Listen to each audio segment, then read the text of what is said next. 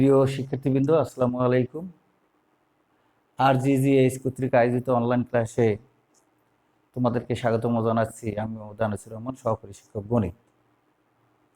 গত ক্লাসে আমি তোমাদেরকে দুটি ত্রিভুজের সদৃশ্যতা এবং সদৃশ্যতা সম্পর্কিত একটি উপপাদ্য সম্পর্কে জেনেছি। আজকেও আমি সদৃশ্যতা সম্পর্কিত আর একটি উপপাদ্য নিয়ে তোমাদের সঙ্গে আলোচনা করব। তোমরা নিশ্চয়ই মনোযোগ সহকারে আমার কথাগুলো শুনবে। তাহলে প্রিয় শিক্ষার্থীবৃন্দ, আর আমরা দেরি না করে মূল আলোচনায় ফিরে আসি। আমি আগে থেকে লিখে রেখেছি উপপাদ্য 35। তোরা খুব মনোযোগ সহকারে শোনো। উপপাদ্যটি হচ্ছে, দুটি সদৃশ ত্রিভুজ ক্ষেত্রের ক্ষেত্রফল দ্বয়ের অনুপাত এদের যে কোনো দুই অনুরূপ বাহুর উপর অঙ্কিত বর্গক্ষেত্রের ক্ষেত্রফলের অনুপাতের সমান। তাহলে এটা প্রমাণ করতে গেলে তোমরা খাতা কলম বের করো। আমি দুইটা সদৃশ ত্রিভুজ অঙ্কন করব, আমার সাথে সাথে তোরাও খাতা কলমে দুইটা সদৃশ ত্রিভুজ অঙ্কন করবা। প্রিয় শিক্ষার্থীবৃন্দ, আর আমরা দেরি না করি। আমি এখানে একটা ত্রিভুজ অঙ্কন করলাম, ABC। আর একটা ত্রিভুজ অঙ্কন করলাম, DEF।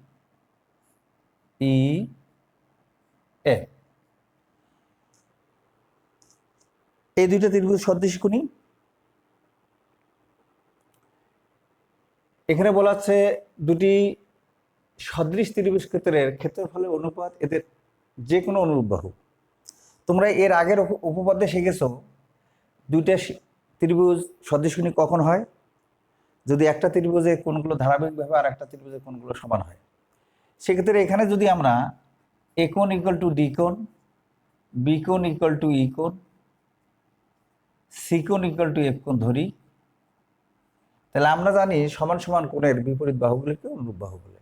তাহলে এখানে অবশ্যই এ কোণ আর ডি কোণ যদি আমি সমান ধরি, তাহলে বি সি এবং ইএফ এই দুইটা হবে অনুরূপ বাহু। বিসি অনুরূপ হবে ইএফ। অনুরূপভাবে যেহেতু বি কোণ আর ই কোণ সমান, তাহলে এসি অনুরূপ বাহু হবে আমার কত? এসির অনুরূপ বাহু হবে এখানে আমার ডিএফ, আর এবির অনুরূপ বাহু হবে আমার ডি। তাহলে অনুরূপ বাহুগুলো আমরা বুঝলাম কোনটা বাহু কোন বাহুর অনুরূপ। তাহলে আমরা এখানে বিশেষ নির্বাচন লিখে দিব, বিশেষ নির্বাচন।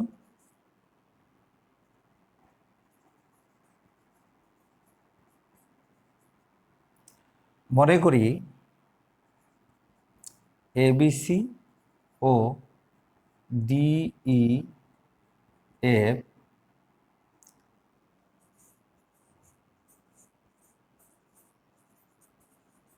ত্রিভুজদ্বয় সদৃশ। বিসি ও ইএফ এদের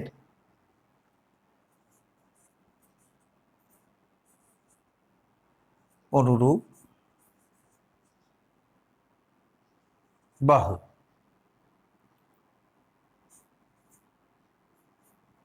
তাহলে প্রমাণ করতে হবে যে, কি আমরা প্রমাণ করব? এবিসি ত্রিভুজের ক্ষেত্রফল বাই ডিইএফ ত্রিভুজের ক্ষেত্রফল ইজ ইকুয়াল টু বিসি এবং ইএফ যেহেতু আমি অনুরূপ বাহু ধরছি, তাহলে এদের বর্গক্ষেত্রের ক্ষেত্রফল BC square by EF square. আমার প্রমাণের বিষয় হবে আমার এটা আমাদের প্রমাণ করে দিতে হবে। এখন যদি আমি এসি এবং ডিএফকে অনুরূপ বাহু ধরি, তাহলে এখানে আমাকে লিখতে হইতো AC square by DF square. আবার যদি এবি ডি অনুরূপ বাহু ধরতাম তাহলে প্রমাণ করতে হতো AB square by D square. তাহলে প্রিয় শিক্ষার্থীবৃন্দ, এইখানে আমি যে দুইটা বাহুকে অনুরূপ ধরব, তাহলে এইখানে আমি ওইভাবে লিখব। যদি এখানে এবি ও ডি কে অনুরূপ বাহু ধরতাম তাহলে এখানে AB square by D square হতো। যদি এখানে অনুরূপ বাহু এসি ও ডিএফ কে ধরতাম তখন AC square by DF square হতো। প্রিয় শিক্ষার্থীবৃন্দ, নিশ্চয়ই তোমরা বুঝেছো। এরপরে আমি পরবর্তী ধাপে চলে যাব।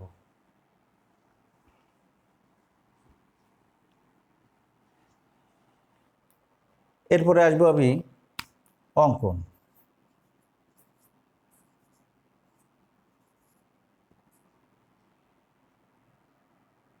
শিশু এ থেকে বিসির ওপর এজি আমি লম্ব অঙ্কন করব। শিশু ডি থেকে ইএফ এর ওপর ডিএস লম্ব অঙ্কন করব। এইটা হবে এইচ, এইটাকে ধরে নেব পি। তাহলে এ হতে এজি লম্ব বিসি এবং ডি হতে ডিএইচ লম্ব ইএফ আঁকি, যেখানে এজি ইকুয়াল টু হবে এইচ এবং ডিএইচ ইকুয়াল টু হবে পি। তাহলে এইটা ছিল আমরা শিশু এ থেকে বিসির ওপর এজি লম্ব অঙ্কন করব এবং শিশু ডি থেকে বিসির ওপর ডিএইচ লম্ব অঙ্কন করব। তাহলে এখন আমরা আসবো প্রমাণে। প্রমাণ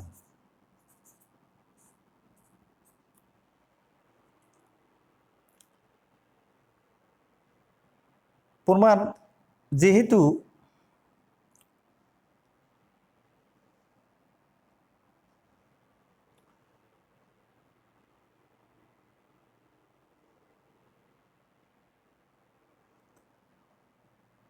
তাহলে আমরা এখান থেকে লিখতে পারি এ বি সি ত্রিভুজের ক্ষেত্রফল ইকুয়াল টু হাফ গুণন ভূমি বিসি গুণন উচ্চতা হচ্ছে এইচ।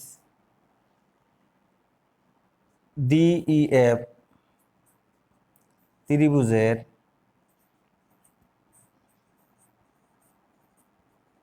ক্ষেত্রফল ইকুয়াল টু হাফ গুণন ভূমি ইএফ গুণন উচ্চতা পি।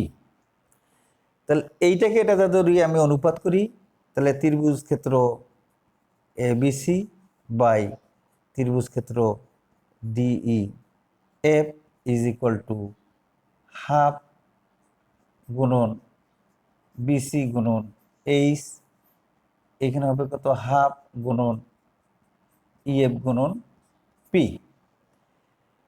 তাহলে এখানে যদি আমি ক্যালকুলেশন করি তাহলে এখানে হবে কত BC by EF equal to H by P. তাহলে ত্রিভুজ ক্ষেত্র এবিসি বাই ত্রিভুজ ক্ষেত্র ডিএফ ইকুয়াল টু আমরা পাইলাম BC by EF into H by P. এখন আমরা এখানে এইচ বাই পি এর মান যদি বিসি বাই ইএফ দিয়ে নিয়ে আসতে পারি তাহলে কিন্তু আমার প্রমাণটা কিন্তু হয়ে যাবে। তাহলে প্রিয় শিক্ষার্থী কিন্তু তোমরা আর একটু ভালো করে লক্ষ্য করো। এখন আমার এইচ বাই পি এর মানটা নিয়ে আসতে হবে বিসি বাই এফ দিয়া।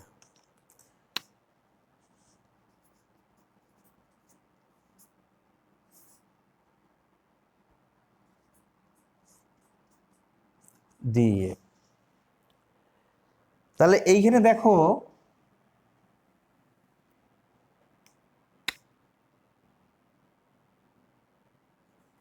এ বি জি ত্রিভুজ ও ডিই এইচ এই ত্রিভুজে এই ত্রিভুজ দুইটার মধ্যে আমরা কি লিখতে পারি, বি কোণ ইকুয়াল টু ই কোণ, এটা আমরা লিখতে পারি।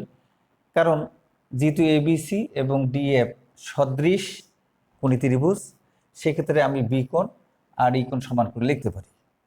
আবার এ জি বি কোণ is equal two D H E কোণ, এটা আমরা সমান লিখতে পারি, কারণ প্রত্যেককে সমকোণ বলে, আমরা এটা লিখতে পারি। অবশিষ্ট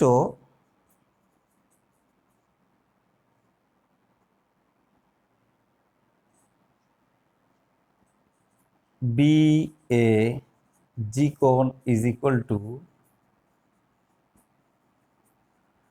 অবশিষ্ট ই ডি এইচ কোণ। প্রিয় শিক্ষার্থীবৃন্দ, তোমরা নিশ্চয়ই জানো এর আগের উপপাদ্যে আমরা শিখেছি দুইটা ত্রিভুজকে সদৃশ কোণে দেখাইতে গেলে কমপক্ষে একটা ত্রিভুজে দুইটা কোণ, অপর একটা ত্রিভুজে দুইটা কোণ আমরা যুক্তি দিয়া সমান দেখাবো। সেক্ষেত্রে আমি বি কোণ ইকুয়াল টু ই কোণ লিখতে পারলাম, কারণ এবিসি এবং ডিএফ সদৃশ কোণ ত্রিভুজ, এবং এখানে এ জি বি কোণ ডি এইচ ই কোণ এই দুইটা সমকোণ, সে কারণে আমরা সমান লিখতে পারলাম। আর অবশিষ্ট এই কোণ আর এই কোণ যে সমান হলো সেটা আমার যুক্তির দরকার নেই, আমরা অবশিষ্ট এই কোণটা বি এ জি কোণ ইকুয়াল টু অবশিষ্ট ইডিএইচ কোণ লিখে দিলে আমার হয়ে যাবে। সুতরাং আমরা লিখতে পারি যে এ বি জি ত্রিভুজ ও ডি ই এইচ ত্রিভুজদ্বয় সদৃশ কোণী। তাহলে সদৃশ কোণী হলে অতএব কি হয়, তারা সদৃশ হয়।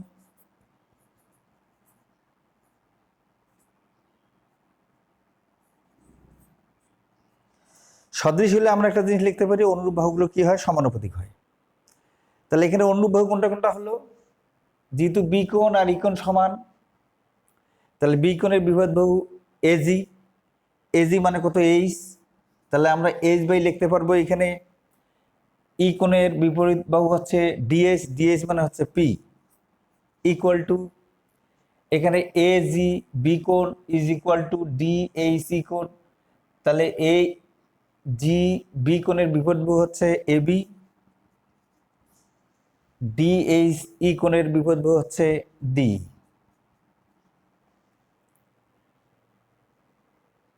আবার বি এ জি কোণ is equal to A D H কোণ, তাহলে বি এ জি কোণের বিপরীত বাহু হচ্ছে বিজি, আর ই ডি এইচ কোণের বিপরীত বাহু হচ্ছে ইএইচ।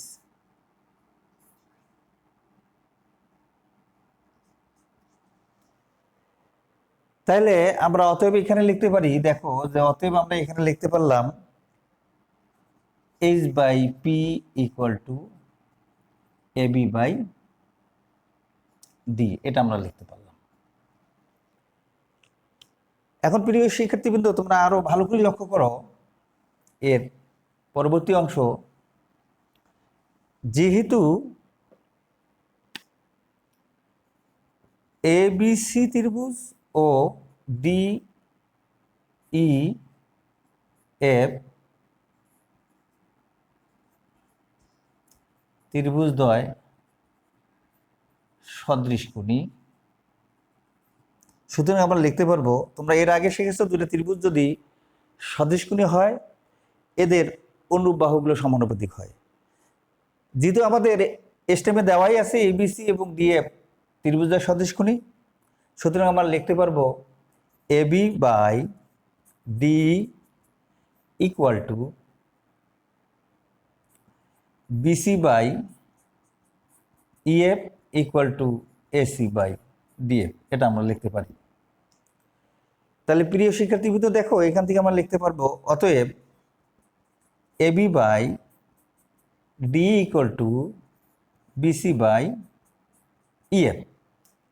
তাহলে এখানে দেখো প্রিয় শিক্ষার্থীবৃন্দ, H by P equal to আমার আসছে এবি বাই ডি। তাহলে এর মানটা আমি এখানে বসে দিই, H by P is equal to BC by EF.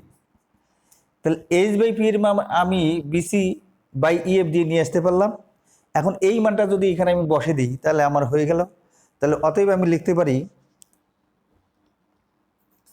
ABC ত্রিভুজের ক্ষেত্রফল বাই ডিইএফ ত্রিভুজের ক্ষেত্রফল is equal to BC by EF গুণন এইচ বাই পি এর মান হচ্ছে বিসি বাই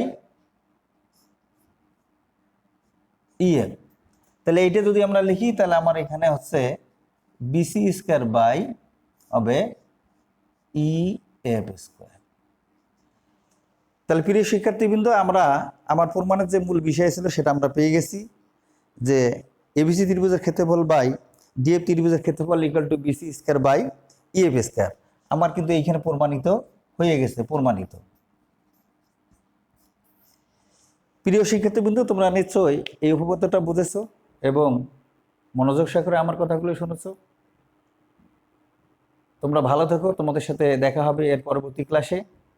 এই পর্যন্ত তোমরা সুস্থ থাকো, ভালো থেকো। আর যদি তোমরা কোনোভাবে পাঠটা বুঝতে না পারো বা কোথাও সমস্যা হয় তাহলে আমাকে জানাই দিও।